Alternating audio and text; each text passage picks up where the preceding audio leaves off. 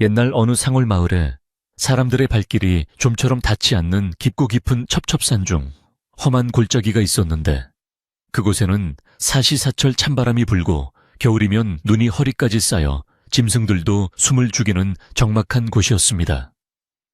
그 외딴 골짜기 끝자락에는 다 쓰러져가는 낡은 초가집 한 채가 위태롭게 서 있었고 그 집에는 칠성이라 불리는 가난한 사냥꾼이 홀로 살고 있었는데 그는 부모도 형제도 없이 세상에 홀로 남겨진 외로운 사내였습니다.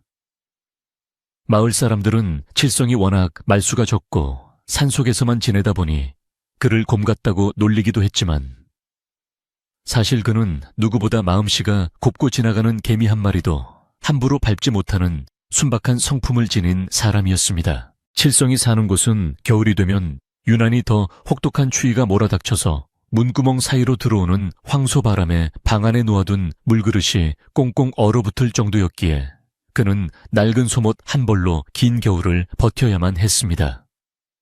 땔감을 구하러 산에 오르는 일조차 버거운 날들이 이어졌지만 칠성은 불평 한마디 없이 묵묵히 자신의 운명을 받아들이며 하루하루를 살아가고 있었는데 어느 해 겨울은 예년과는 비교도 안 될 만큼 무서운 눈보라가 며칠째 계속되어 온 산을 하얗게 뒤덮어 버렸습니다. 식량이 바닥난 지 이미 오래되었고 배고픔을 참다 못한 칠성은 눈보라가 조금 잦아든 틈을 타서 사냥 도구를 챙겨 들고 무거운 발걸음을 떼며 밖으로 나섰습니다. 눈은 칠성의 무릎까지 푹푹 빠질 정도로 깊게 쌓여 있었고 한 걸음을 내디딜 때마다 차가운 눈덩이가 버선 속으로 스며들어 발가락이 끊어질 듯 시려왔지만 그는 줄인 배를 채우기 위해 이를 악물고 산을 올랐습니다. 숲속은 죽은 듯이 고요했고 가끔 나뭇가지에 쌓인 눈이 무게를 이기지 못하고 툭 떨어지는 소리만이 정적을 깰 뿐이었는데 사냥감은커녕 산짐승의 발자국조차 찾기 힘들 정도로 산은 텅 비어 있었습니다. 칠성은 빈손으로 돌아가면 꼼짝없이 굶어 죽을지도 모른다는 생각에 더 깊은 골짜기로 들어갔지만 야속한 하늘은 다시금 잿빛 구름을 몰고 와 굵은 눈발을 뿌리기 시작했습니다. 매서운 바람이 칠성의 얼굴을 사정없이 때리고 시야를 가려 앞을 분간하기조차 힘든 지경에 이르렀을 때 그는 저 멀리 눈 덮인 바위 아래에 거뭇한 무언가가 쓰러져 있는 것을 발견하고 걸음을 멈췄습니다. 처음에는 굶주려 쓰러진 산짐승인가 싶어 조심스럽게 다가가 보았지만 가까이 갈수록 그것은 짐승이 아니라 사람의 형상을 하고 있다는 것을 알게 되어 칠성의 가슴은 덜컥 내려앉았습니다. 사람의 발길이 닿지 않는 이 깊은 산속에 누가 쓰러져 있을 리가 없다고 생각하며 눈을 비비고 다시 보았지만 분명 그것은 눈 속에 파묻힌 채 쓰러져 있는 사람이었습니다. 칠성이 황급히 달려가 쌓인 눈을 치우고 보니 쓰러져 있는 사람은 남루한 무명 저고리에 얇은 치마 하나만을 걸친 젊은 여인이었는데 그녀의 옷차림은 이 추운 겨울 산속을 헤매기에 너무나도 얇고 보잘것없었습니다. 여인의 얼굴은 이미 핏기가 하나도 없이 창백하게 질려 있었고 입술은 보랏빛으로 변해 있었으며 손발은 얼음장처럼 차갑게 굳어 있어 마치 이미 숨이 끊어진 시신처럼 보였습니다. 칠성은 떨리는 손으로 여인의 코밑에 손가락을 대보았는데 다행히 아주 희미하게나마 따뜻한 기운이 느껴져 그녀가 아직 살아있다는 것을 확인할 수 있었습니다. 이 깊은 산속에서 여인을 업고 내려간다는 것은 지칠 대로 지친 칠성에게도 목숨을 건 도박이나 다름없는 일이었기에 그는 잠시 망설였지만 죽어가는 사람을 보고 그냥 지나칠 수는 없다는 생각에 마음을 다잡았습니다. 칠성은 자신이 입고 있던 낡은 겉옷을 벗어 여인의 몸을 감싸주고 꽁꽁 얼어붙은 그녀의 몸을 자신의 등에 업었는데 여인은 먹지 못한 듯 깃털처럼 가벼워 칠성의 마음을 더욱 아프게 했습니다.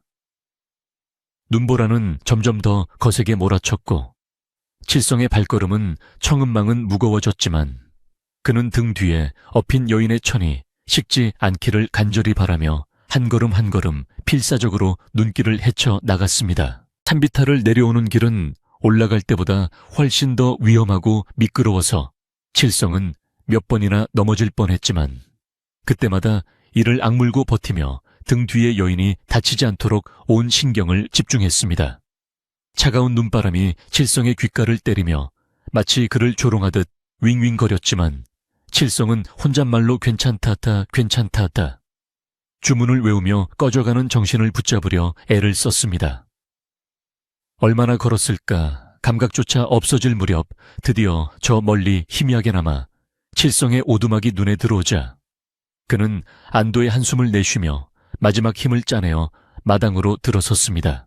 칠성은 여인을 방 아랫목에 조심스럽게 눕히고 서둘러 아궁기에 불을 지피기 시작했는데 젖은 나무가 매캐한 연기를 내뿜으며 타오르기 시작하자 방바닥에 조금씩 온기가 돌기 시작했습니다. 그는 언손을 호호 불어가며 솥에 눈을 녹여 따뜻한 물을 만들었고 수건을 적셔 여인의 얼어붙은 얼굴과 손발을 정성스럽게 닦아주며 제발 눈을 뜨라고 마음속으로 빌었습니다. 여인의 젖은 옷을 말리고 마른 옷가지가 없어 자신의 낡은 옷을 덮어주었지만 여인은 여전히 깊은 잠에 빠진 듯 미동조차 하지 않아 칠성은 애가 탔습니다.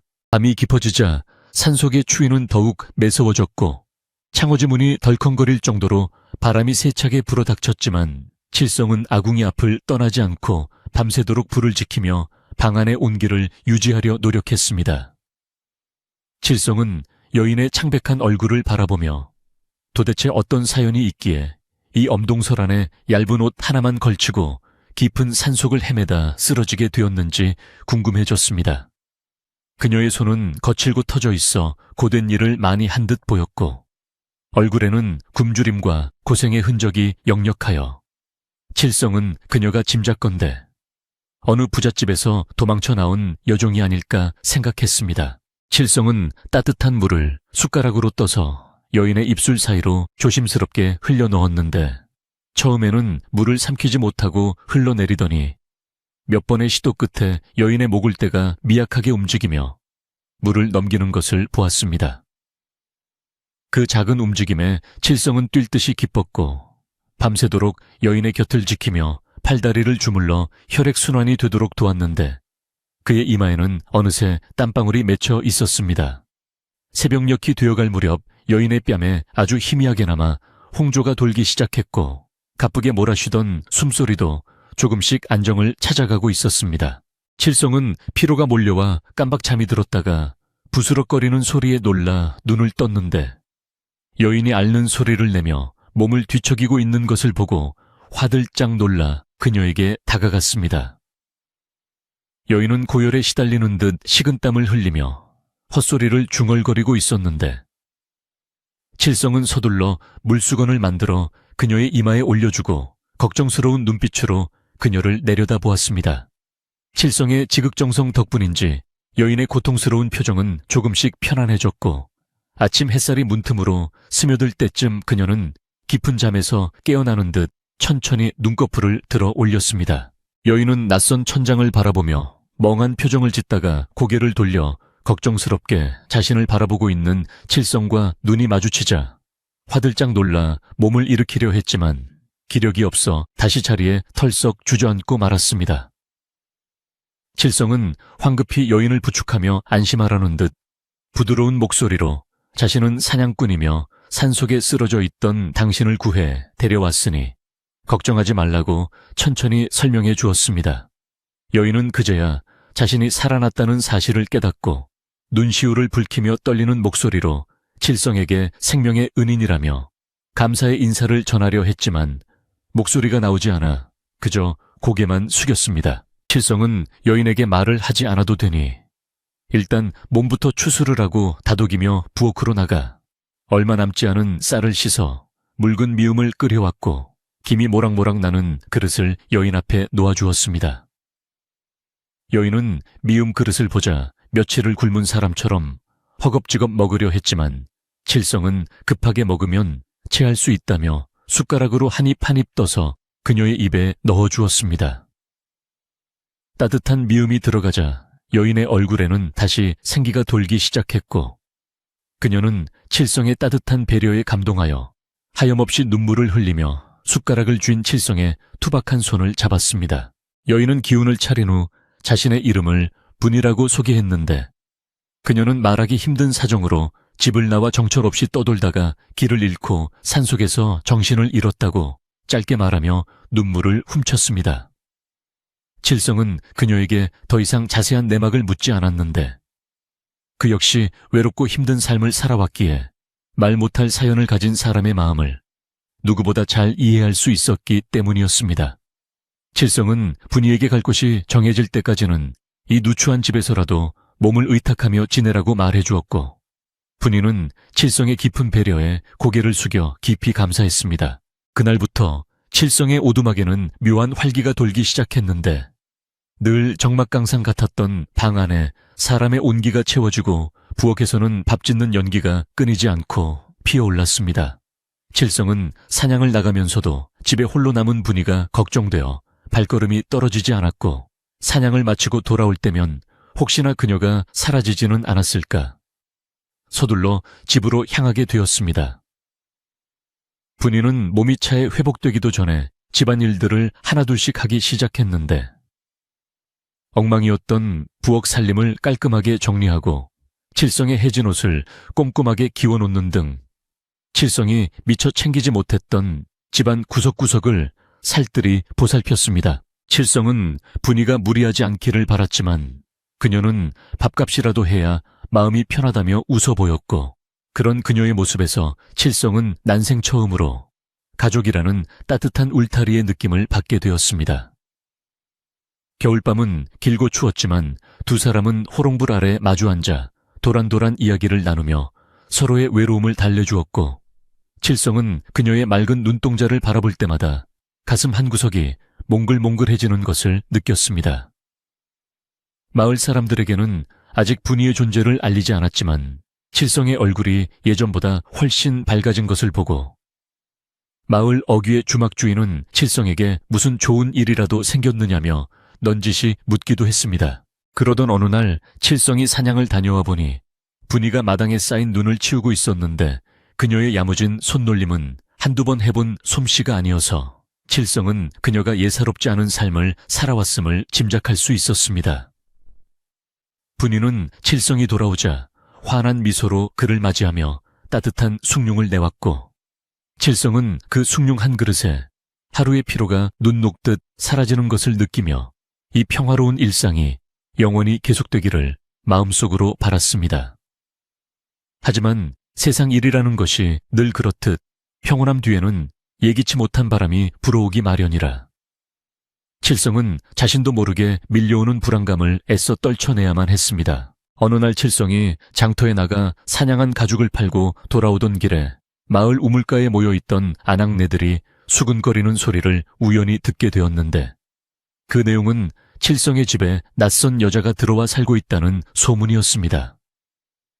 상골 마을이라 소문은 발보다 빠르게 퍼져나갔고 사람들은 칠성이 어디서 여자를 데려왔는지 그녀의 정체가 무엇인지에 대해 온갖 추측을 쏟아내며 호기심 어린 눈길을 보내고 있었습니다.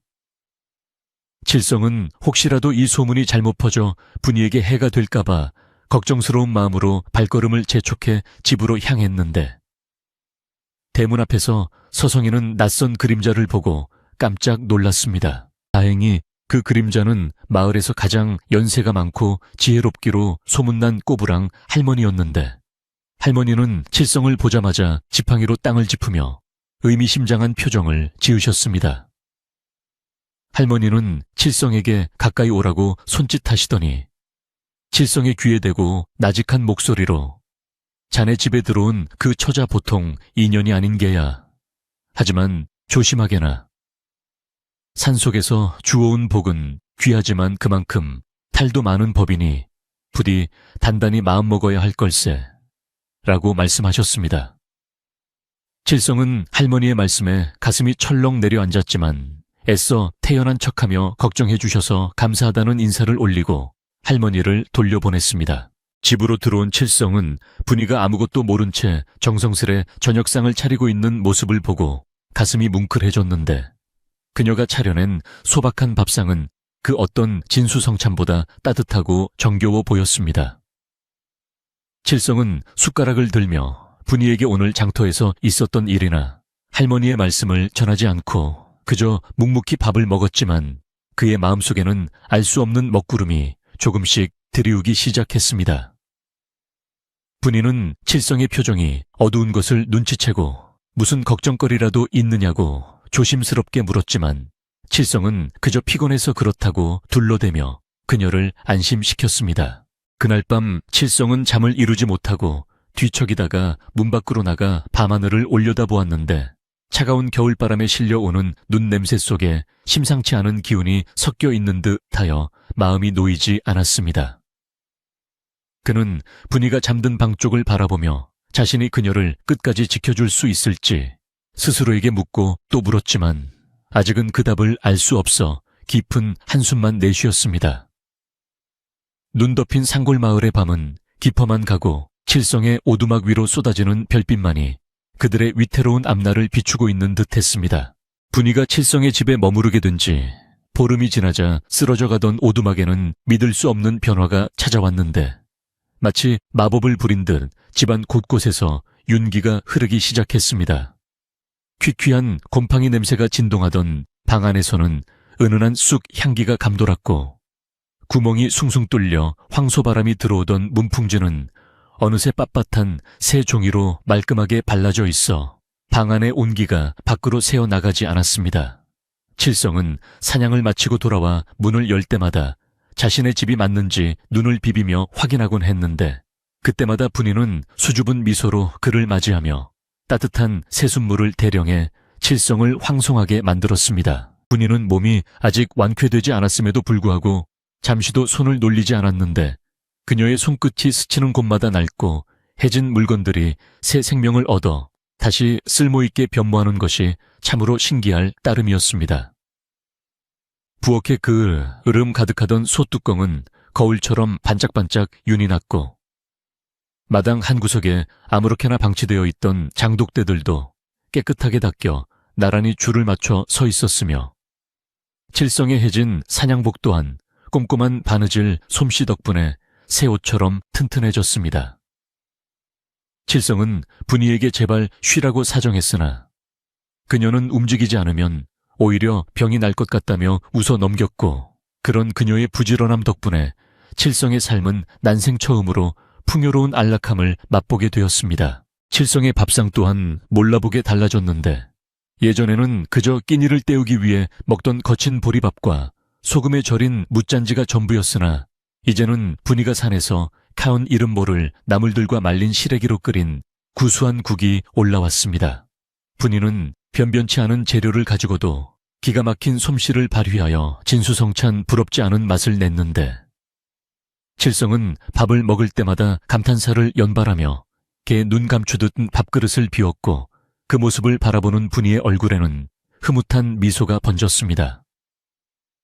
칠성은 밥상머리에서 도란도란 이야기를 나누는 즐거움을 알게 되었고 혼자 먹던 밥이 얼마나 외롭고 쓸쓸한 것이었는지를 새삼 깨닫게 되며 분이와 함께하는 이 시간이 꿈만 같다고 생각했습니다. 하지만 칠성의 집 담장, 아니 이토록 따뜻하고 평화로운 것과는 대조적으로 담장 밖 마을에서는 칠성에 대한 소문이 꼬리에 꼬리를 물고 퍼져나가며 심상치 않은 기류가 흐르기 시작했습니다. 겨울철 농항이라 할 일 없는 마을 사람들은 335 사랑방에 모여 앉아 칠성의 집에 들어온 여자의 정체에 대해 이러쿵저러쿵 떠들어대기를 즐겼는데 개 중에는 근거 없는 헛소문을 보태어 이야기를 부풀리는 사람들도 있었습니다. 어떤 이는 칠성이 산에서 구미호를 홀려 데려왔다고 했고 또 어떤 이는 도적대에게 납치되었던 양반집 규수를 숨겨주고 있는 것이라며 입방아를 찧었는데 소문은 점점 더 기괴하고 자극적으로 변해만 갔습니다. 어느 날 칠성이 마을 어귀에 주막에 들러 탁주 한 사발을 들이키고 있는데 옆자리에 앉아있던 동네 건달 춘삼이 비아냥거리는 말투로 칠성에게 시비를 걸어왔습니다.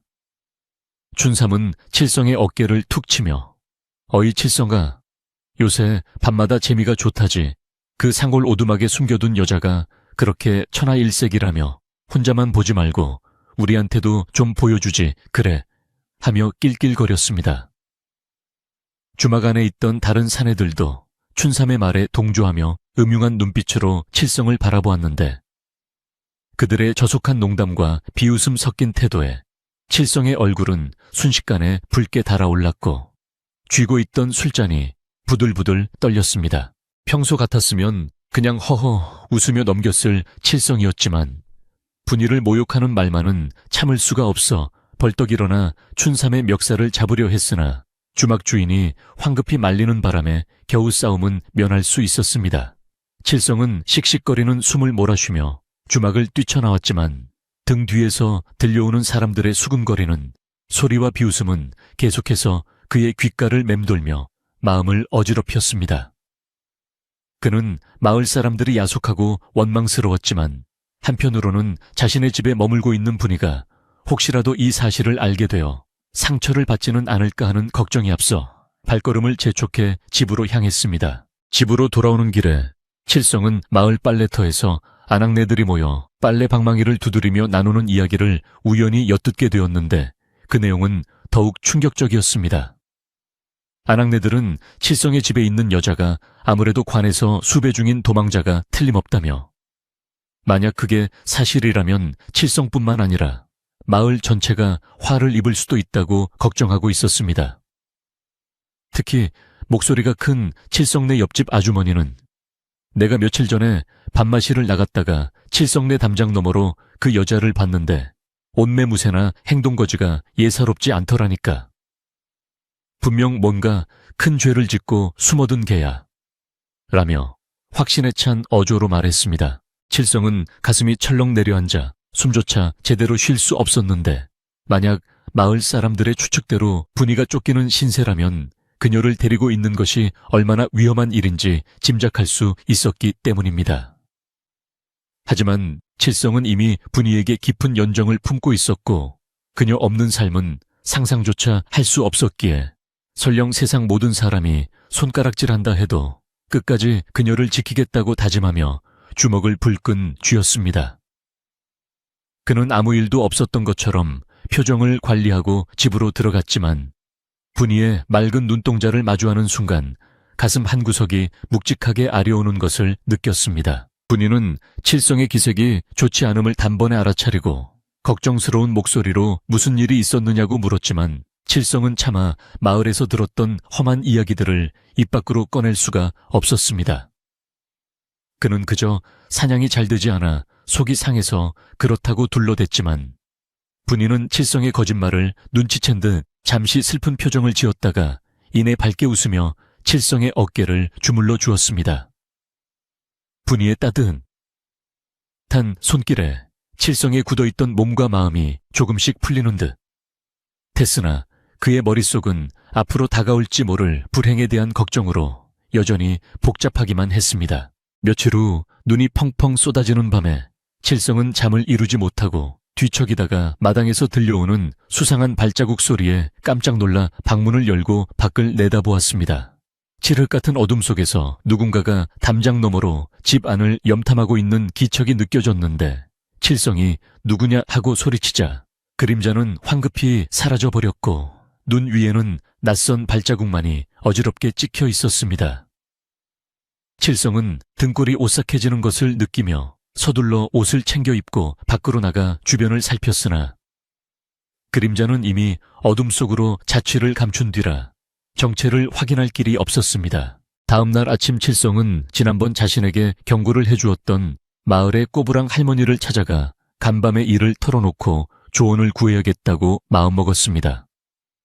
할머니는 마을 외딴 곳에 홀로 살며 사람들의 길 흉화복을 점쳐주기도 했는데 칠성이 찾아가자 할머니는 마치 기다리고 있었다는 듯 혀를 차며 방으로 들어오라고 손짓했습니다. 할머니는 칠성의 얼굴을 찬찬히 뜯어보시더니 내 놈 얼굴에 근심이 가득하구나. 내가 뭐라 했더냐. 굴러 들어온 복이 때로는 독이 될 수도 있다고 하지 않았더냐. 하며 엄한 목소리로 꾸짖으셨습니다. 칠성은 할머니 앞에 무릎을 꿇고 할머니 저 여인을 내치기엔 제 마음이 이미 너무 깊어졌습니다. 어떻게 하면 저 사람을 지킬 수 있겠습니까? 하며 간절하게 매달렸습니다. 할머니는 칠성의 진심 어린 호소에 마음이 조금 움직이셨는지 한참 동안 담배를 피우시다가 긴 한숨을 내쉬며 입을 여셨습니다. 그 처자는 관비나 산호비가 틀림없다. 주인의 매질을 견디다 못해 도망친 게야. 조만간 추노꾼들이 냄새를 맡고 들이닥칠 게다. 그때가 되면 내놈 목숨도 장담할 수 없어. 없어. 할머니의 말씀은 칠성이 가장 두려워했던 현실을 정확하게 찌르고 있었습니다. 할머니는 두려움에 떨고 있는 칠성에게 낡은 부적 하나를 건네주며 이걸 대문 위에 붙여두거라. 잡기를 쫓는 부적이지만 사람의 눈을 잠시 가리는데도 효험이 있을 게다. 그리고 그 처자에게는 당분간 낮에는 절대 밖으로 나오지 말라고 단단히 이르거라. 하고 당부하셨습니다. 칠성은 부적을 받아들고 몇 번이고 절을 하며 감사의 인사를 올렸지만 집으로 돌아오는 발걸음은 청은망은 무거웠고 머릿속은 온통 분이를 어떻게 숨겨야 할지에 대한 생각뿐이었습니다. 그는 분이에게 이 사실을 말해야 할지 말아야 할지 고민했지만 결국 그녀가 불안에 떨게 할 수는 없다고 판단하고 혼자서 감당하기로 결심했습니다. 집에 도착한 칠성은 할머니의 말씀대로 대문 위에 부적을 붙이고 담장에 무너진 곳을 보수하며 집 안의 보안을 강화하는데 온 힘을 쏟았습니다. 분이는 칠성의 갑작스러운 행동에 의아해하며 이유를 물었지만 칠성은 겨울바람이 세서 그렇다고 얼버무리며 그녀가 밖을 내다보지 못하도록 창문에 두꺼운 거적을 덧대었습니다. 분이는 칠성의 과잉 보호가 조금 답답하게 느껴졌을 법도 하지만 칠성의 눈빛에 서린 절박함을 읽었는지 군말 없이 그의 뜻을 따라주어 칠성을 더욱 안타깝게 만들었습니다. 그러던 중 장날이 되어 칠성은 필요한 물품을 사러 어쩔 수 없이 장터에 나가게 되었는데 장터 입구에는 험상궂게 생긴 사내들이 낯선 여자의 초상화를 들고 사람들에게 무언가를 묻고 다니는 모습이 보였습니다. 칠성은 심장이 멎을 것 같은 공포를 느끼며 모자를 깊게 눌러쓰고 그들의 곁을 지나치려 했으나 사내 중 한 명이 칠성의 앞을 가로막으며 초상화를 들이밀었습니다. 어이 혹시 이런 년 못 봤나?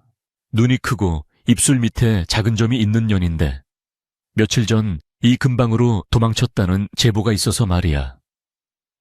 사내의 목소리는 쇠를 긁는 듯 거칠고 위협적이었습니다. 칠성은 초상화 속의 여인이 분이와 닮았다는 것을 한눈에 알아보았지만 태연한 척 연기하며 글쎄요, 저는 산속에만 박혀 살아서 사람 구경하기가 힘듭니다요. 처음 보는 얼굴인뎁쇼 하고 시치미를 뗐습니다. 사내는 의심스러운 눈초리로 칠성을 위아래로 훑어보더니 거짓말하다 걸리면 뼈도 못 추릴 줄 알아. 만약 저 년을 보면 즉시 관하나 우리에게 신고해. 현상금도 두둑하게 걸려 있으니까. 하며 침을 찍 뱉고는 다른 사람에게로 발길을 돌렸습니다. 칠성은 사내들이 멀어지자 다리가 풀려 주저앉을 뻔했지만 정신을 바짝 차리고 서둘러 장을 보는 둥 마는 둥 하고 집으로 뛰어갔습니다. 집으로 돌아온 칠성은 숨을 헐떡이며 방문을 열었는데 방 안에서 바느질하고 있던 분이는 칠성의 사색이 된 얼굴을 보고 깜짝 놀라 바늘을 떨어뜨렸습니다. 칠성은 분이의 어깨를 잡고 분이 씨 아무래도 당신을 찾는 사람들이 마을까지 들어온 것 같소. 장터에서 험상궂은 놈들이 당신 그림을 들고 다닙디다. 하고 떨리는 목소리로 사실을 털어놓았습니다. 분이는 칠성의 말을 듣자마자 얼굴이 백지장처럼 하얗게 질리며 사시나무 떨듯 몸을 떨기 시작했고 그 공포에 질린 눈빛은 그녀가 과거에 얼마나 끔찍한 일을 겪었는지를 짐작하게 했습니다. 분이는 칠성의 품에 안겨 흐느끼며 나리, 저는 돌아가면 죽습니다. 제발 저를 살려주세요. 그곳은 사람이 살 곳이 아닙니다. 차라리 여기서 굶어 죽는 게 낫지. 그 지옥 같은 곳으로는 다시 갈 수 없습니다. 하며 애원했습니다. 칠성은 공포에 떠는 분이를 으스러지도록 꼭 껴안으며 걱정 마시오. 내 목숨을 걸고서라도 당신을 지킬 것이오. 그 누구도 당신을 데려가지 못하게 할 테니 나만 믿으시오. 하고 굳게 약속했습니다. 칠성의 단호한 목소리의 분위는 조금 진정하는 듯했지만 그녀의 몸은 여전히 가늘게 떨리고 있었고 두 사람 사이에는 팽팽한 긴장감이 감돌았습니다. 그날 밤 칠성은 엽총을 손질하여 머리맡에 두고 밤새 잠들지 못한 채 보초를 섰는데 바람소리 하나에도 신경이 곤두서서 몇 번이나 방문을 열어 밖을 확인했습니다. 분이 또한 불안감에 잠을 이루지 못하고 칠성의 등 뒤에 웅크리고 앉아 그의 옷자락을 꼭 쥐고 있었는데 칠성은 그런 그녀의 손을 따뜻하게 감싸주며 안심시켰습니다. 산속 오두막은 폭풍전야처럼 고요했지만 그 고요함 속에는 언제 터질지 모르는 위험이 도사리고 있었고 두 사람은 서로의 천에 의지하며 긴 밤을 견뎌내야만 했습니다. 한편 마을에서는 칠성이 장터에서 수상한 사내들과 이야기를 나누었다는 목격담이 퍼지면서 칠성의 집에 숨어있는 여자가 정말로 도망친 노비일 것이라는 소문이 기정사실처럼 굳어지고 있었습니다. 마을 이장은 혹시라도 마을에 해가 될까봐 칠성을 찾아가 단판을 지어야겠다고 생각하며 마을 사람들을 소집했고 사람들은 횃불을 들고 칠성의 집으로 몰려갈 채비를 서둘렀습니다.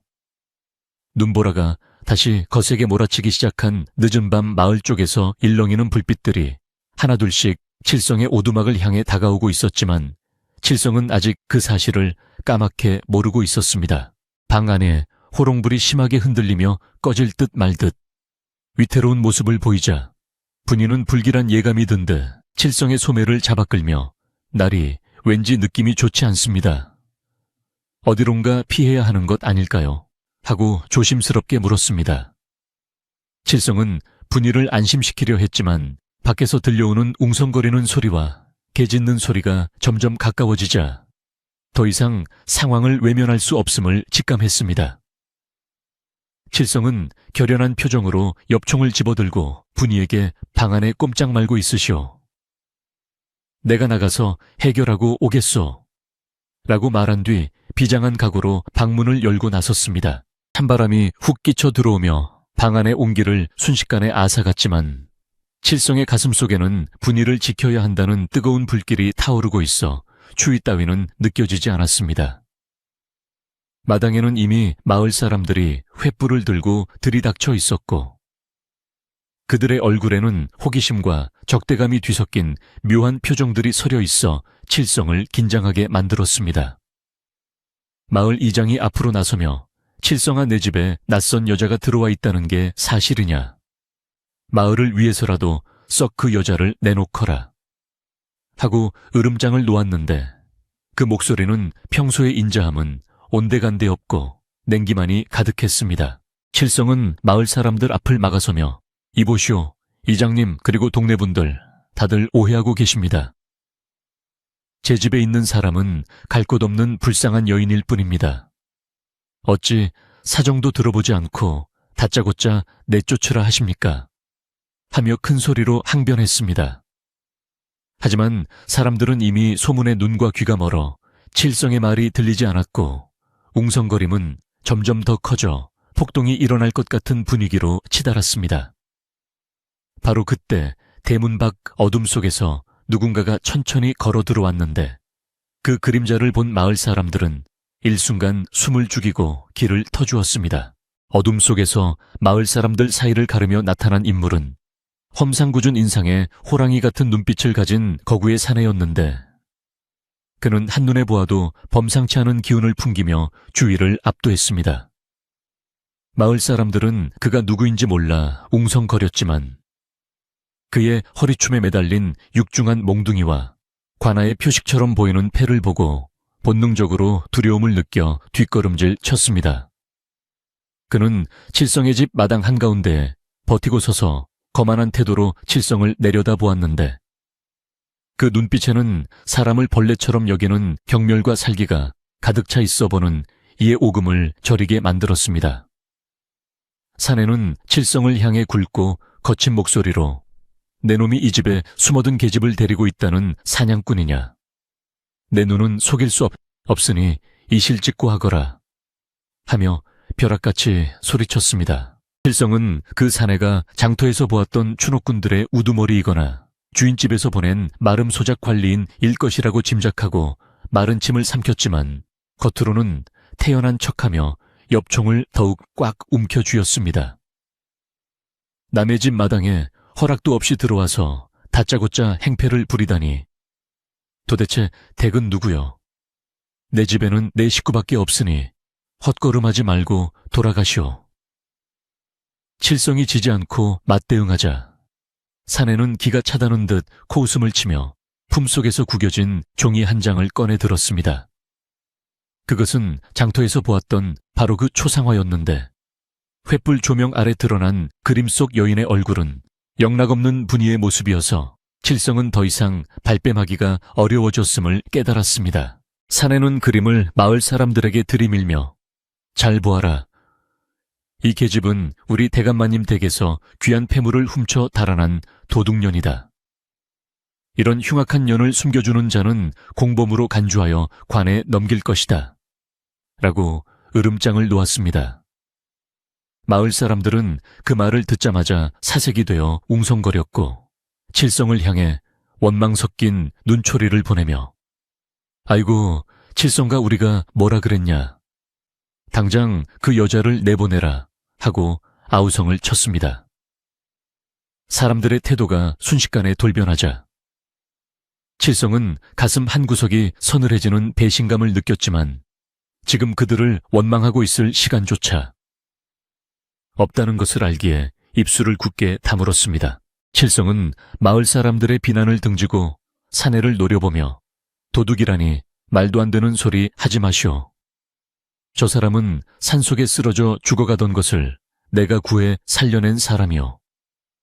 죄를 지었다면 관에서 포졸이 왔을 것이지 어찌 사사로이 깡패 같은 놈들이 와서 행패를 부린단 말이오. 하고 따져 물었습니다. 사내는 칠성의 정곡을 찌르는 말에 얼굴이 불그락푸르락해지더니 이놈이 감히 어디라고 주둥이를 놀려 내일 날이 밝는 대로 관아의 포졸들을 대동하고 다시 오겠다. 그때까지 그년을 내놓지 않으면 내놈 집구석을 쑥대밭으로 만들어 버릴 테다. 하고 위협했습니다.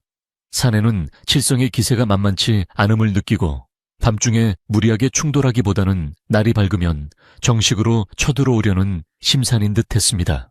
사내가 씩씩거하며 마당을 빠져나가자 덩달아 긴장했던 마을 사람들도 하나둘씩 흩어지기 시작했는데 그들은 떠나면서도 칠성에게 내일 아침까지 마을에 피해가 오지 않게 해라 라며 냉정한 경고를 남기는 것을 잊지 않았습니다.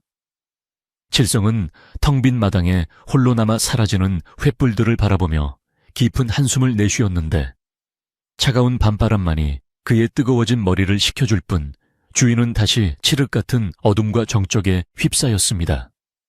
그는 떨리는 다리를 진정시키며 엽총을 어깨에 메고 천천히 방문을 열었는데 방 안의 공기는 밖보다 더 무겁고 차갑게 느껴져 그의 마음을 짓눌렀습니다. 방 안으로 들어선 칠성은 구석에 웅크리고 앉아 숨조차 제대로 쉬지 못하고 있는 분이를 발견했는데 그녀는 공포에 질려 온몸을 사시나무 떨듯 떨고 있었고 얼굴은 눈물로 범벅이 되어 있었습니다. 분이는 칠성이 들어오자마자 바닥에 엎드려 오열하며 날이 죄송합니다. 저 때문에 나리까지 이런 험한 꼴을 당하게 되다니 다 제 탓입니다. 제가 죽어야 끝날 일입니다. 하며 가슴을 쳤습니다. 칠성은 서둘러 엽총을 내려놓고 분이에게 다가가 그녀의 어깨를 감싸 안으며 그런 소리 마시오. 당신 탓이 아니오. 저놈들이 나쁜 놈들이지. 당신이 무슨 죄가 있겠소. 하고 달랬지만 분이의 울음은 그칠 줄을 몰랐습니다. 한참을 서럽게 울던 분이는 겨우 진정하고 떨리는 목소리로 자신의 과거를 털어놓기 시작했는데 그녀의 이야기는 칠성이 상상했던 것보다 훨씬 더 비참하고 억울한 사연이었습니다. 분이는 원래 양반가에서 태어났으나 영모에 휘말려 집안이 몰락하는 바람에 어린 나이에 관비가 되었다가 다시 어느 부유한 대감댁에 산호비로 팔려가게 되었다고 했습니다. 그 집 주인은 탐욕스럽고 잔인하기로 소문난 자였는데 분이가 나이가 차고 미모가 피어나자 그녀를 첩으로 삼으려 온갖 수작을 부렸고, 이를 눈치챈 안방마님은 질투심에 불타 분이를 죽이려 했다는 것이었습니다. 애어느 날 밤 주인 대감이 술에 취해 제 방으로 쳐들어왔고, 저는 필사적으로 저항하다가 대감의 얼굴을 핥히고 도망쳤습니다. 폐물을 훔쳤다는 건 다 거짓말입니다. 저는 살기 위해, 오직 제 몸 하나 지키기 위해 맨발로 눈 덮인 산을 넘었습니다. 분이는 피를 토하듯 억울함을 호소했습니다. 그녀의 말을 듣는 칠성의 주먹은 분노로 부들부들 떨렸고, 죄 없는 여인을 짐승처럼 사냥하러 다니는 놈들에 대한 적개심이 불타올랐습니다. 칠성은 분이의 젖은 눈가를 닦아주며 내 그럴 줄 알았소. 당신 눈을 보면 알 수 있어. 당신은 남의 물건에 손을 댈 사람이 아니오. 라고 부드럽게 말해 주었습니다. 분이는 칠성의 믿음에 감동하면서도 더 이상 그에게 짐이 될 수 없다고 생각했는지 갑자기 자리에서 일어나 주섬주섬 옷가지를 챙기기 시작했습니다. 날이 저는 지금이라도 떠나겠습니다. 날이 밝으면 그자들이 다시 올 겁니다. 제가 여기에 있으면 날이 마저 위험해집니다. 저는 산속에서 죽더라도 날이께 피해를 드릴 수는 없습니다. 분이의 목소리는 단호했지만 문고리를 잡은 그녀의 손은 미세하게 떨리고 있어 그녀 역시 이 따뜻한 집을 떠나고 싶지 않음을 보여주고 있었습니다. 칠성은 황급히 달려가 분이의 손목을 낚아채며 어딜 간다는 말이오. 이 엄동설 안에 나가면 얼어 죽을 게 뻔한데 나보고 당신이 죽는 꼴을 보라는 말이오. 하고 소리쳤습니다. 칠성은 분이를 강하게 끌어당겨 자리에 앉히고는 그녀의 두 눈을 똑바로 바라보며 비장한 목소리로 말했습니다. 당신이 내 집에 들어온 순간부터 우리는 남이 아니오. 내 목숨이 붙어있는 한 그 누구도 당신 털끝 하나 건드리지 못하게 할 것이오. 그러니 도망갈 생각일랑 아예 하지 마시오. 칠성의 말에는 흔들림 없는 결의가 담겨 있었고, 그 투박하지만 진심 어린 고백에 분이는 참았던 눈물을 다시 터뜨리며 칠성의 품에 안겼습니다.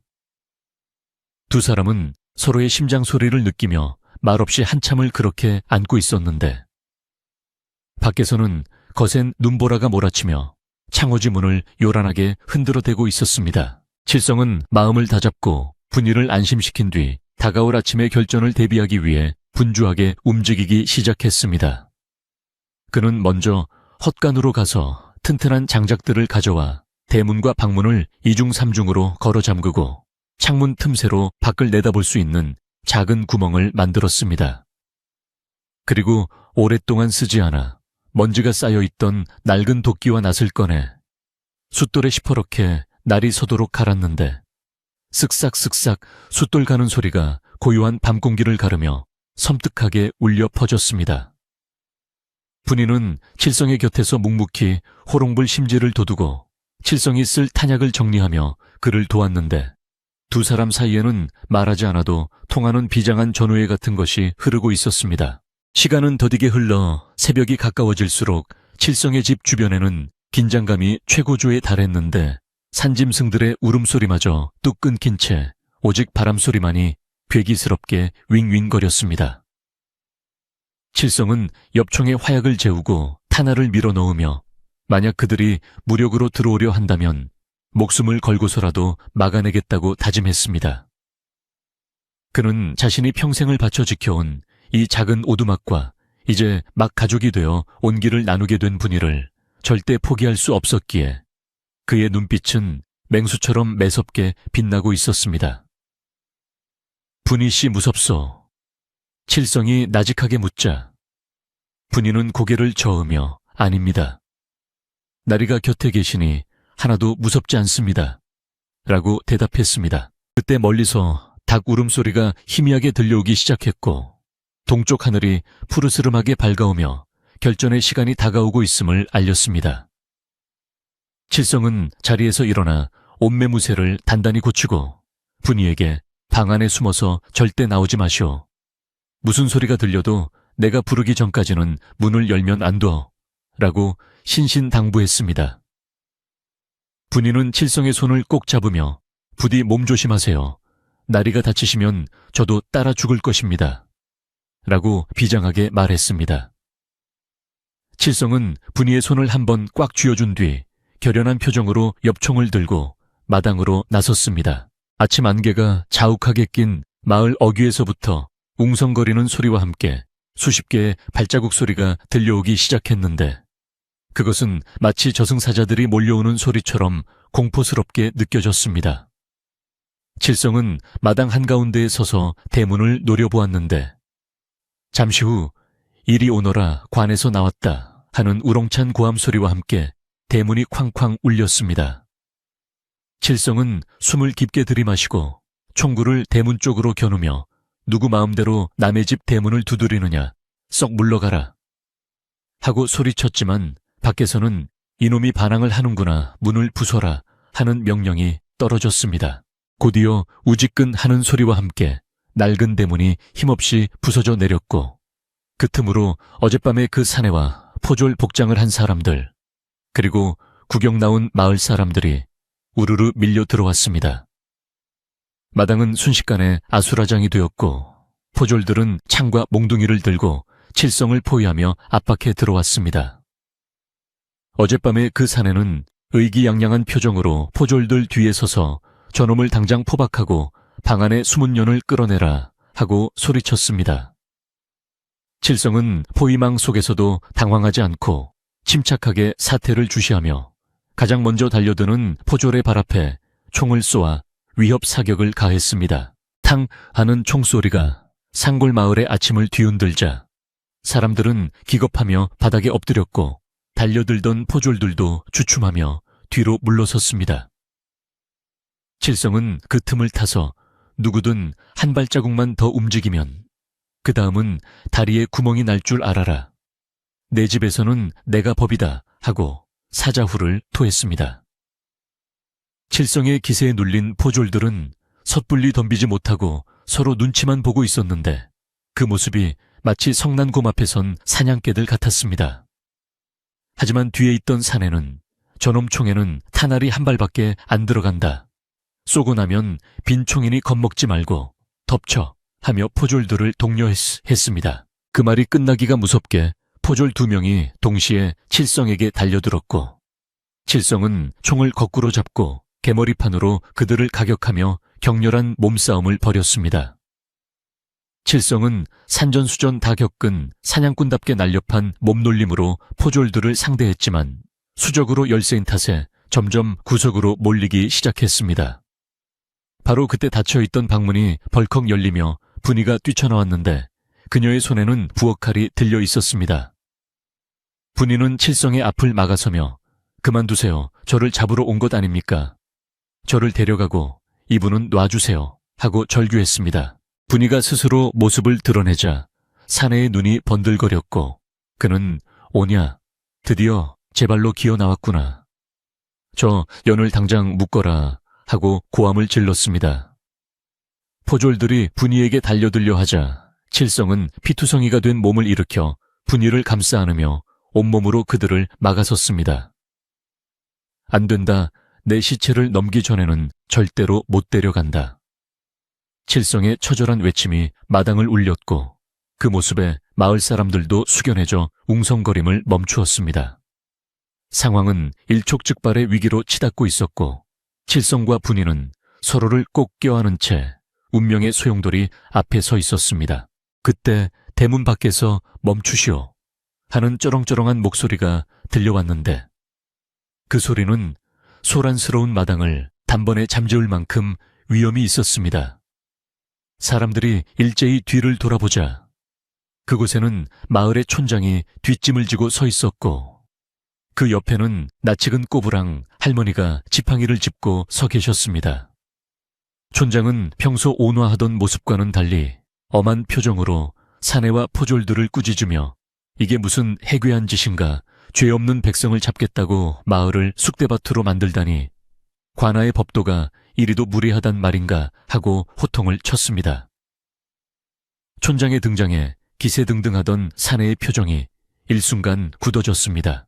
할머니는 천천히 걸어 들어와 칠성과 분이 앞을 막아서며 사내를 향해 지팡이를 휘둘렀습니다. 내 이놈 내 놈이 저 처자를 첩으로 삼으려다 도망치게 만든 그 호색한 대감의 앞잡이냐, 하늘이 무섭지도 않느냐. 할머니의 호통에 마을 사람들은 깜짝 놀라며 수근거렸습니다. 아니, 도둑이 아니라 첩으로 삼으려 했다고. 그럼 저 처자가 피해자란 말이야. 사람들의 여론이 순식간에 술렁이기 시작했고 사내는 당황하여 저 늙은이가 노망이 났나, 무슨 헛소리야 하며 발뺌하려 했습니다. 하지만 할머니는 품속에서 비단 주머니 하나를 꺼내 보였는데 그것은 분이가 도망칠 때 가지고 나온 것으로 그 안에는 대감이 분이에게 억지로 떠넘기려 했던 놀이개와 대감의 친필이 적힌 서찰이 들어 있었습니다. 분이가 미처 챙기지 못해 흘렸던 것을 할머니가 주워 보관하고 있었던 것입니다. 이 서찰에 대감이 저 처자를 탐하여 희롱한 내용이 적나라하게 적혀 있다.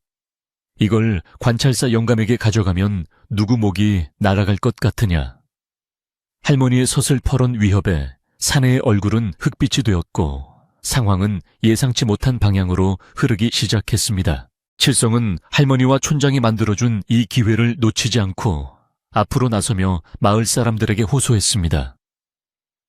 여러분 보셨습니까? 이 사람은 죄인이 아니라 억울하게 쫓기는 피해자입니다. 우리 마을이 언제부터 힘없는 사람을 팔아넘기는 비정한 곳이 되었습니까? 칠성의 피 끓는 외침은 마을 사람들의 양심을 찔렀고 사람들의 눈빛은 점차 미안함과 분노로 바뀌어갔습니다.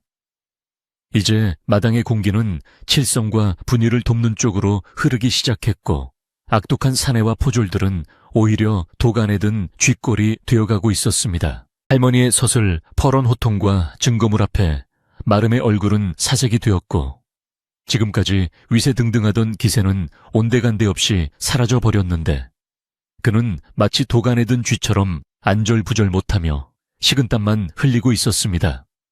촌장은 할머니가 내민 서찰을 받아들어 돋보기를 쓰고 꼼꼼하게 읽어 내려갔는데 글을 읽는 내내 촌장의 미간은 깊게 패였고 그의 입에서는 혀를 차는 소리가 끊이지 않고 흘러나왔습니다.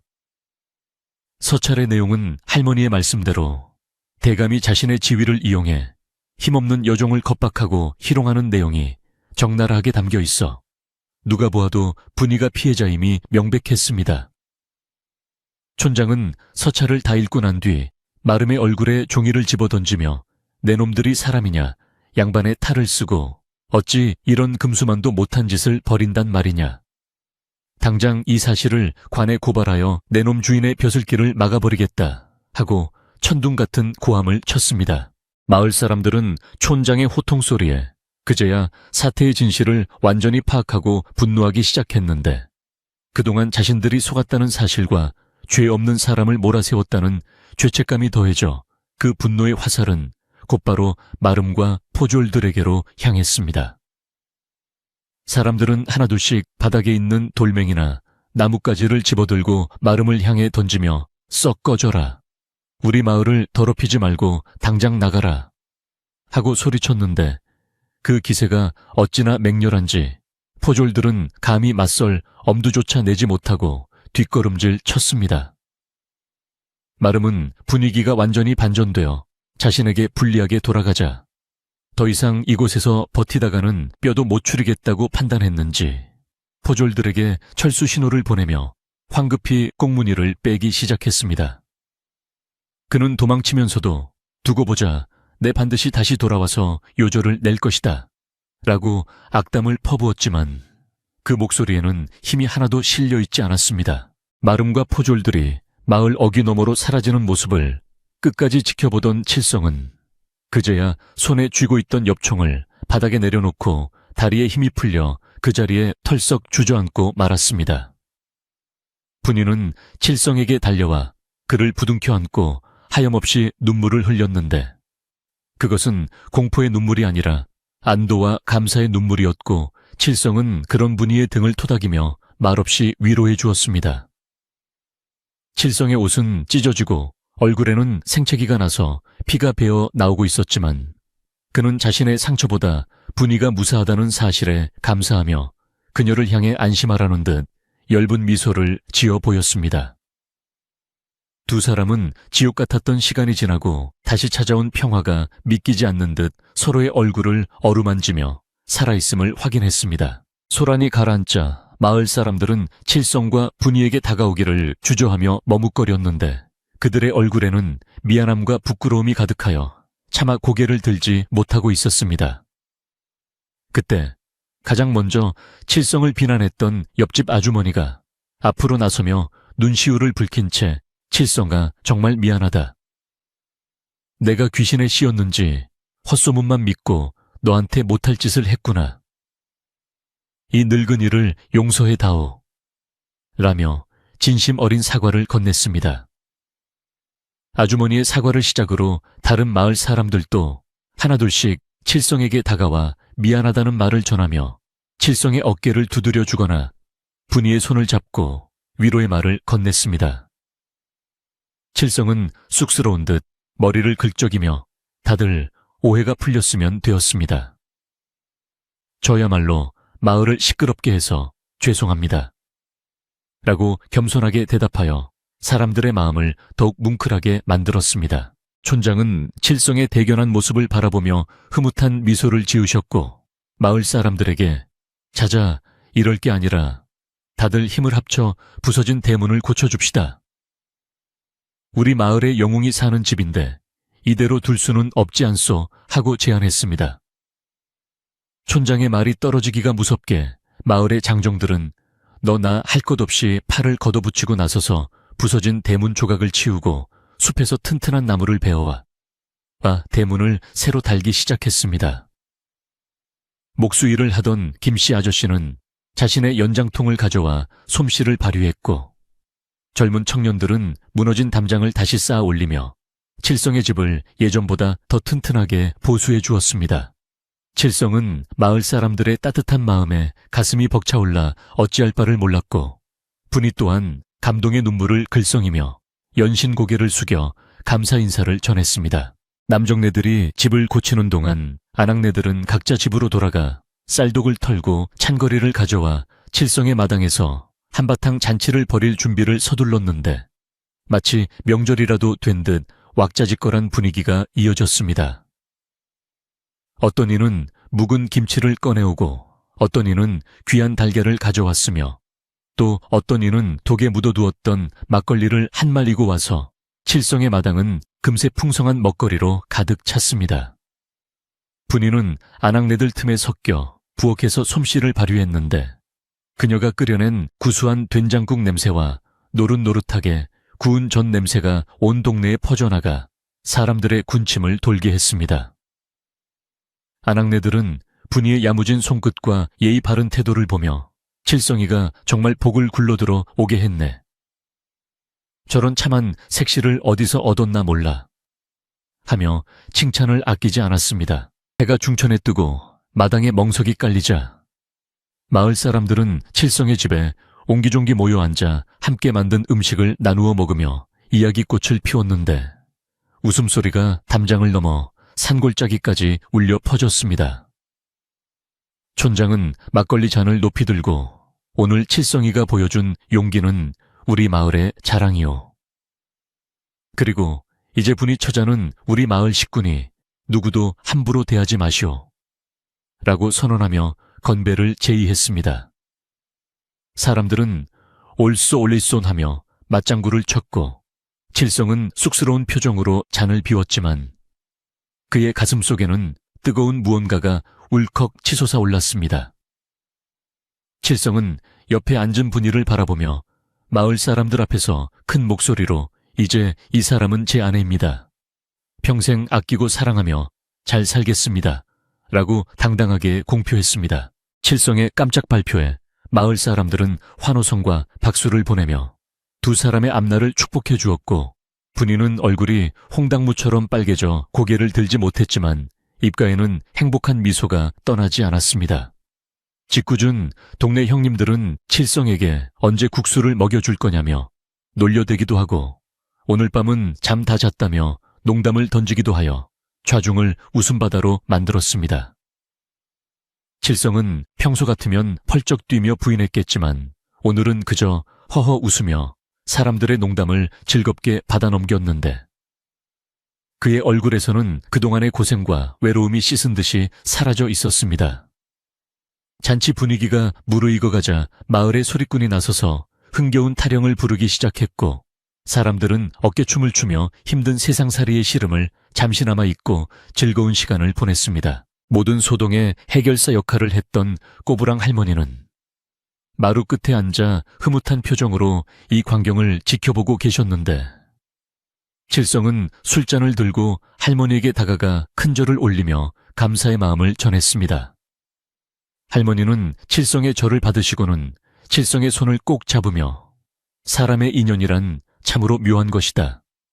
네가 산에서 죽어가던 목숨을 구하니 그 목숨이 너를 살리고 마을을 하나로 만들었구나. 부디 초심을 잃지 말고 서로 아끼며 살거라. 라고 덕담을 해주셨습니다. 칠성은 할머니의 말씀을 가슴 깊이 새기며 평생 은혜를 잊지 않겠다고 다짐했고 할머니는 그런 칠성의 등을 두드려주며 오래오래 행복하라고 격려해 주셨습니다.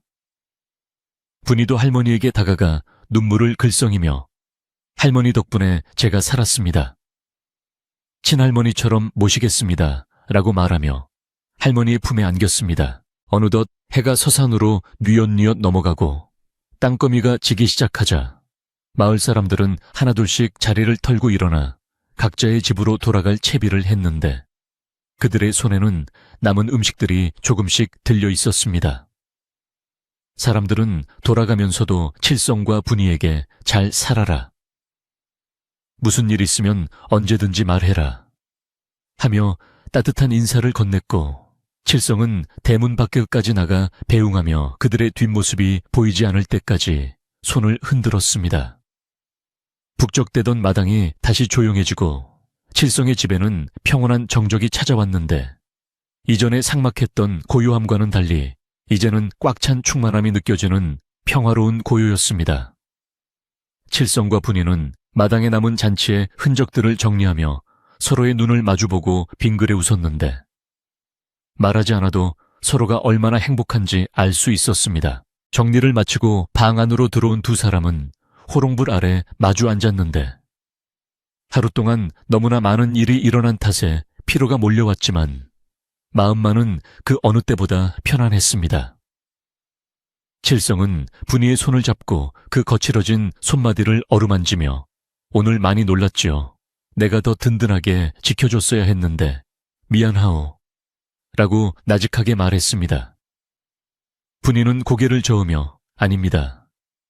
나리가 아니었다면 저는 이미 이 세상 사람이 아니었을 것입니다. 나리는 제게 하늘이자 땅이십니다. 라고 대답하며 칠성의 가슴에 얼굴을 묻었습니다. 칠성은 분이를 품에 안고 그녀의 머리카락을 쓰다듬으며 이제는 누구도 우리를 갈라놓을 수 없다고 다시 한번 굳게 다짐했습니다. 창밖에는 다시 눈이 내리기 시작했는데 칠성은 문을 열고 밖을 내다보며 오늘 내리는 눈은 왠지 춥지 않고 포근하게 느껴진다고 생각했습니다.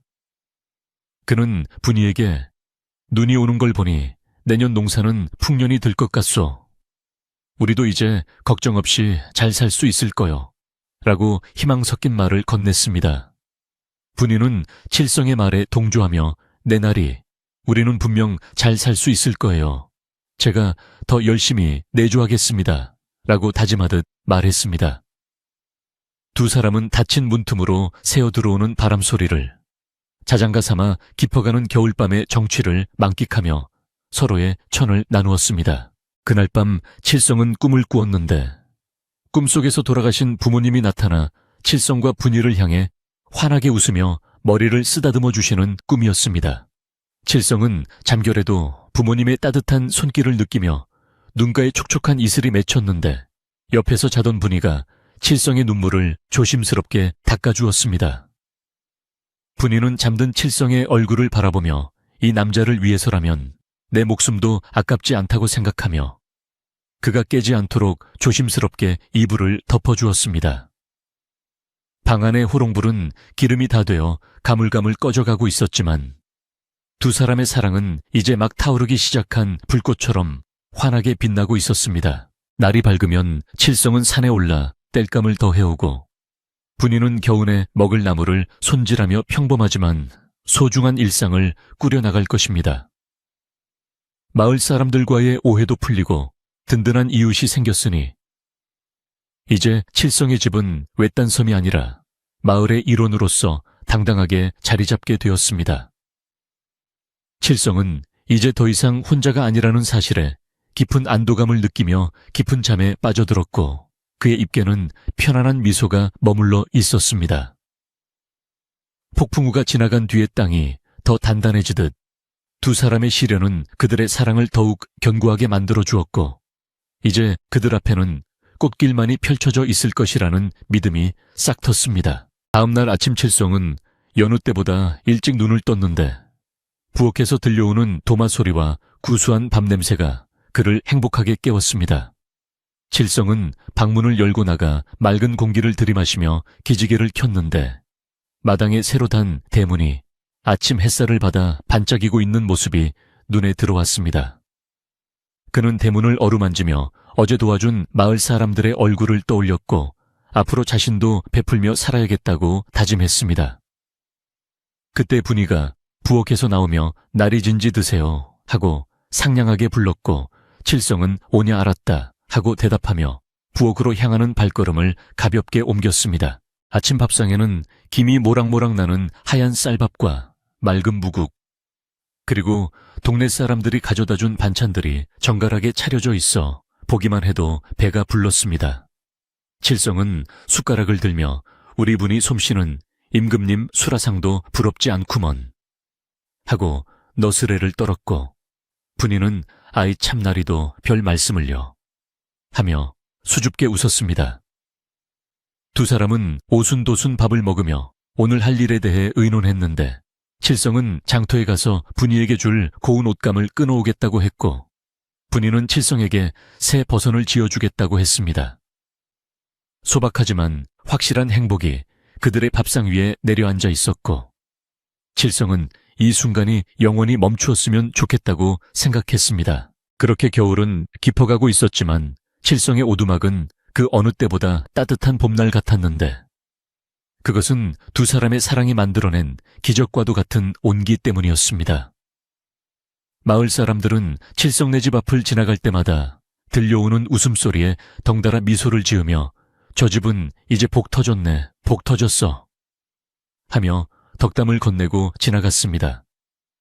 사나운 바람이 불어도 끄떡없는 튼튼한 집과 서로를 지켜주는 든든한 반려자가 있으니 칠성과 분이에게 더 이상 두려울 것은 없었습니다. 이제 이야기는 마지막 결말을 향해 달려가고 있으며 두 사람에게 찾아올 놀라운 운명의 변화가 기다리고 있습니다.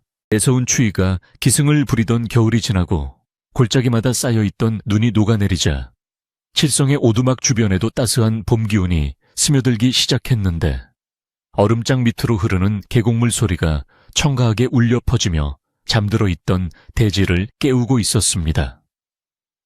겨우내 앙상했던 나뭇가지에는 연두색 새싹이 돋아나고 양지 바른 곳에는 이름 모를 야생화들이 고개를 내밀며 봄 인사를 건넸는데 칠성과 분이는 마당에 나와 따사로운 햇살을 맞으며 겨우내 묵은 먼지를 털어내고 집 안팎을 단장했습니다. 분이는 상이슬게 피어난 진달래꽃을 따다가 화전을 붙이고 칠성은 겨우내 손질한 밭에 씨앗을 뿌리며 다가올 풍년을 기원했는데 두 사람의 얼굴에는 봄꽃보다 더 환한 웃음꽃이 활짝 피어 있었습니다. 마을 사람들 또한 칠성의 집을 오가며 농사일도 거들어주고 먹거리도 나누어주며 예전보다 훨씬 가까운 이웃사촌으로 지내게 되었고 칠성의 오두막은 더 이상 외딴 섬이 아니라 마을의 사랑방처럼 정겨운 곳이 되었습니다. 그러던 어느 날 저녁 칠성이 밭일을 마치고 돌아와 마루에 걸터앉아 땀을 식히고 있는데 분이가 조심스러운 표정으로 다가와 칠성의 옆에 앉으며 할 말이 있다고 운을 떼었습니다. 분이는 잠시 머뭇거리다가 날이 제가 그동안 말씀드리지 못한 것이 있습니다 제가 도망치던 그날 밤 정신을 잃기 직전에 산속 깊은 곳에서 이상한 것을 보았습니다. 라고 말하며 칠성의 눈치를 살폈습니다. 칠성은 분이의 사뭇 진지한 태도에 자세를 고쳐 앉으며 무슨 일이냐고 물었고, 분이는 자신이 눈 덮인 절벽 아래 동굴에 잠시 몸을 피했을 때 그 주변에서 은은한 빛을 내뿜는 붉은 열매가 달린 풀들을 보았다고 털어놓았습니다. 분이는 당시에는 너무 경황이 없고 무서워서 그것이 무엇인지 자세히 들여다볼 겨를이 없었지만 지금 생각해보니 예사로운 풀은 아니었던 것 같다고 덧붙였습니다. 칠성은 분이의 말을 듣고 귀가 번쩍 뜨였는데 산에서 평생을 살아온 사냥꾼의 직감으로 그것이 전설 속에서나 나온다는 신령스러운 약초, 즉 산삼일지도 모른다는 생각이 스쳤기 때문입니다. 그는 분이에게 그 장소가 어디쯤인지 기억할 수 있겠냐고 물었고, 분이는 비록 길은 험하고 복잡했지만 죽으림을 다해 도망쳤던 기억이 생생하여 찾을 수 있을 것 같다고 대답했습니다. 칠성은 다음 날 날이 밝는 대로 분이의 기억을 더듬어 그곳을 찾아가 보기로 결심했는데, 만약 그것이 정말 산삼이라면 가난한 살림에 큰 보탬이 될 것이고, 혹여 아니더라도 분이와 함께 봄나들이 삼아 다녀오는 것도 나쁘지 않으리라 생각했습니다. 그날 밤 칠성은 설레는 마음을 안고 잠자리에 들었지만 머릿속에는 온통 붉은 열매와 신비로운 빛에 대한 상상으로 가득 차 쉽게 잠을 이룰 수 없었습니다. 이튿날 새벽 칠성은 간단한 채비를 마치고 분이의 배웅을 받으며 산을 오르기 시작했는데, 분이가 일러준 곳은 사람의 발길이 닿기 힘든 험한 절벽 너머 깊은 골짜기였습니다. 칠성은 덩굴을 헤치고 가파른 바위를 타며 한 걸음 한 걸음 조심스럽게 나아갔는데, 숨이 턱까지 차오르고 땀이 비오듯 쏟아졌지만 분이와 함께할 미래를 생각하며 힘을 냈습니다. 한참을 헤맨 끝에 칠성은 분이가 말했던 것과 비슷한 지형을 발견하게 되었는데, 그곳은 사방이 기암괴석으로 둘러싸여 있고 음지와 양지의 기운이 조화롭게 어우러진 신비로운 장소였습니다. 칠성은 떨리는 가슴을 진정시키며 주위를 샅샅이 뒤지기 시작했고, 마침내 바위 틈 사이로 잎이 5개 달린 독특한 모양의 식물 군락을 발견하고는 탄성을 내질렀습니다. 칠성이 조심스럽게 다가가 확인해보니 그것은 놀랍게도 수십 년 아니 어쩌면 100년은 좋게 넘었을 것으로 보이는 천종산삼이 군락을 이루고 있는 실로 엄청난 광경이었습니다. 신받다를 외치고 싶었지만 산신령님이 노하실까봐 입을 틀어막고, 마음속으로 감사의 절을 올린 칠성은 정성을 다해 산삼을 캐기 시작했는데, 뿌리가 상하지 않도록 흙을 한 줌 한 줌 걷어내는 그의 손길은 마치 갓난아기를 다루듯 조심스럽고 섬세했습니다. 캐낸 산삼은 어른 팔뚝만한 크기에 황금빛이 감도는 자태를 뽐내고 있었고, 칠성은 이것이 하늘이 착한 분위를 살리기 위해 그리고 자신들의 앞날을 축복하기 위해 내려준 선물이라 확신했습니다. 칠성은 산삼을 이끼로 잘 감싸 품에 안고 산을 내려오는데 발걸음이 구름 위를 걷는 듯 가볍고 날아갈 것만 같았습니다. 집으로 돌아온 칠성이 품속에서 산삼을 꺼내 보여주자 분이는 입을 다물지 못하고 놀라워하며, 나리, 이것이 정말 제가 보았던 그 풀입니까? 이렇게 귀한 것일 줄은 꿈에도 몰랐습니다. 라고 말하며 감격의 눈물을 흘렸습니다. 칠성은 분이의 손을 잡고, 이것은 당신이 내게 가져다 준 복이요. 당신 덕분에 우리가 이제 가난 걱정 없이 살 수 있게 되었소. 라고 말하며 모든 공을 분이에게 돌렸습니다. 칠성은 며칠 뒤 산삼을 가지고 한양의 큰 약재상을 찾아갔는데, 약재상은 산삼의 엄청난 크기와 약효에 감탄하며 칠성이 평생 만져보지 못할 거금을 내어주었습니다. 칠성은 그 돈을 받아들고 돌아오는 길에 가장 먼저 분이에게 줄 고운 비단, 옷감과 꽃신을 샀고 마을 사람들에게 대접할 고기와 술도 넉넉히 장만했습니다. 칠성이 거금을 가지고 돌아왔다는 소식은 순식간에 마을에 퍼졌지만 칠성은 그 돈을 혼자만의 부귀영화를 위해 쓰지 않고 가장 먼저 마을 사람들을 위한 잔치를 벌였습니다. 그는 지난번 자신을 도와주었던 마을 사람들을 모두 초대하여 소를 잡고 떡을 빚어 푸짐하게 대접하며 여러분이 아니었다면 저와 제 아내는 이 자리에 없었을 것입니다. 이 은혜는 평생 갚아도 모자랄 것입니다. 라고 진심을 전했습니다. 또한 칠성은 가난하여 끼니를 거르는 이웃들에게 쌀과 마니를 돌리고 빚 때문에 고통받는 사람들의 빚을 대신 갚아주는 등 자신이 받은 복을 아낌없이 나누어 주었습니다. 마을 사람들은 칠성의 넉넉한 인심과 겸손한 태도에 감동하여 그를 칠성 부자라 부르며 존경하게 되었고 마을에는 칠성을 칭송하는 노래까지 생겨날 정도였습니다. 칠성은 낡은 오두막을 허물고 그 자리에 번듯한 기와집을 지었는데 집은 크고 화려했지만 사치스럽지 않고 단아한 멋을 풍겨 주인의 성품을 그대로 닮아 있었습니다. 분이는 안주인이 되어 집안 살림을 알뜰히 꾸려나갔는데 그녀는 비록 부유해졌지만 예전의 겸손함을 잃지 않고 어려운 이웃을 살피는데 앞장섰습니다. 분이는 마을의 병든 노인들을 찾아가 약을 지어주고 부모 잃은 아이들을 데려다 밥을 먹이고 글을 가르치며 마을의 어머니 같은 존재가 되었습니다. 칠성과 분이의 집 대문은 언제나 활짝 열려 있었고 배고픈 나그네나 사정이 딱한 사람들이 찾아오면 빈손으로 돌려보내는 법이 없이 따뜻한 밥 한 끼라도 대접하여 보냈습니다. 세월이 흘러 칠성과 분이 사이에는 토끼 같은 자식들이 태어났는데 아들은 아버지를 닮아 씩씩하고 정의로웠으며 딸은 어머니를 닮아 지혜롭고 마음씨가 고와 마을 사람들의 귀여움을 독차지했습니다. 아이들의 웃음소리가 담장을 넘어 골짜기를 가득 채울 때마다 칠성은 마루에 앉아 흐뭇한 미소로 그 모습을 바라보며 자신이 세상에서 가장 행복한 사내라고 생각했습니다. 그는 가끔 아이들을 무릎에 앉히고 옛날 이야기를 들려주었는데 옛날에 눈보라가 치던 날 아버지가 어머니를 업고 오지 않았다면 너희들은 없었을 게다 라고 말하며 껄껄 웃곤 했습니다. 분이는 그럴 때마다 얼굴을 붉히며 아이 참나리도 그 이야기는 이제 그만하세요 라고 타박했지만 그녀의 눈에는 칠성을 향한 깊은 사랑과 존경이 가득 담겨 있었습니다. 한편 분이를 괴롭히고 쫓아냈던 악독한 대감과 마름에 대한 소식도 간간히 들려왔는데 그들은 부정부패와 탐관오리의 죄목으로 관에 잡혀가 재산을 몰수당하고 비참한 최후를 맞이했다고 했습니다.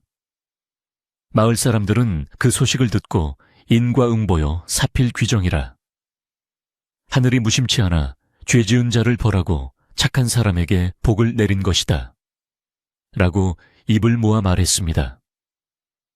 분이는 그 소식을 듣고 잠시 복잡한 표정을 지었지만 칠성은 그녀의 어깨를 감싸주며 이제 과거의 나쁜 기억은 모두 잊으시오. 당신에게는 나와 우리 가족이 있지 않소라고 위로해 주었습니다. 분이는 칠성의 품에 안겨 고개를 끄덕이며 자신을 올가매던 과거의 사슬이 완전히 끊어졌음을 느끼고 비로소 마음의 짐을 내려놓을 수 있었습니다. 세월은 유수와 같이 흘러 칠성과 분이의 머리카락에도 하얀 서리가 내려앉고 얼굴에는 주름살이 하나둘 늘어갔지만 두 사람의 사랑은 묵은 장마처럼 더욱 깊고 그윽해졌습니다. 칠성은 이제 사냥을 나가는 대신 마을 정제에 앉아 젊은이들에게 인생의 지혜를 들려주는 마을의 큰 어른이 되었고 분이는 인자한 할머니가 되어 손자들의 재롱을 보는 낙으로 살았습니다.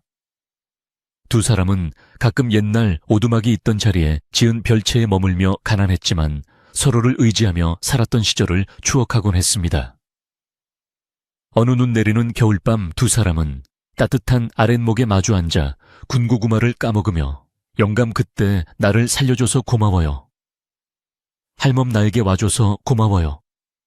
라며 서로에게 감사의 말을 전했습니다. 어느 맑은 날 칠성은 지팡이를 짚고 마을 어귀에 있는 느티나무 아래로 산책을 나갔는데 그곳에는 마을 사람들이 세워준 칠성의 공덕비가 햇살을 받아 빛나고 있었습니다. 비석에는 가난한 이들의 버시자 마을의 큰 은인 칠성이라는 글귀가 새겨져 있었는데 칠성은 그것을 보며 부끄러워하면서도 한편으로는 자신의 삶이 헛되지 않았음을 느끼며 가슴이 뭉클해졌습니다.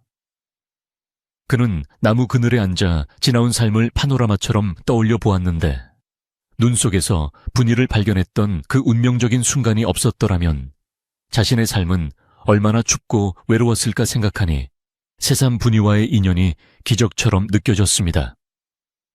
칠성은 하늘을 올려다보며 부모님께 감사 인사를 드렸고 어디선가 불어오는 시원한 바람이 그의 땀방울을 닦아주었습니다.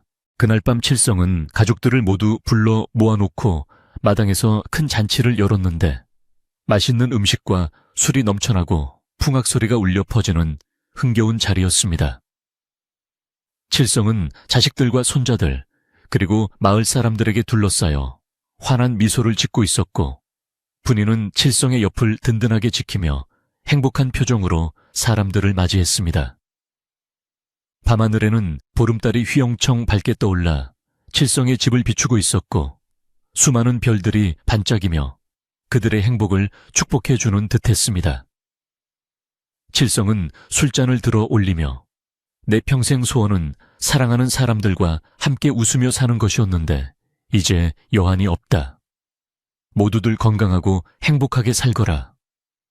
라고 덕담을 건넸습니다. 밤이 깊어 사람들이 모두 돌아가고 집안이 고요해지자 칠성과 분이는 마루에 나란히 앉아 밤하늘을 올려다보았습니다. 칠성이 분이의 손을 잡으며 다음 생에도 우리 다시 만날 수 있을까? 라고 묻자 분이는 빙그레 웃으며 그럼요, 그때는 제가 먼저 나리를 찾아가겠습니다. 라고 대답했습니다. 두 사람은 서로의 눈을 깊이 바라보며 말없는 약속을 나누었고 그들의 잡은 두 손은 세월의 무게만큼이나 단단하게 얽혀 있었습니다. 상골 마을의 밤은 평화롭게 깊어가고 멀리서 들려오는 부엉이 울음소리가 자장가처럼 감미롭게 들려오는 밤이었습니다. 지금도 그 상골 마을에 가면 칠성과 분이의 아름다운 이야기를 기억하는 사람들이 살고 있는데 그들은 눈 내리는 밤이면 화롭게 둘러앉아 아이들에게 이 이야기를 들려주곤 한답니다.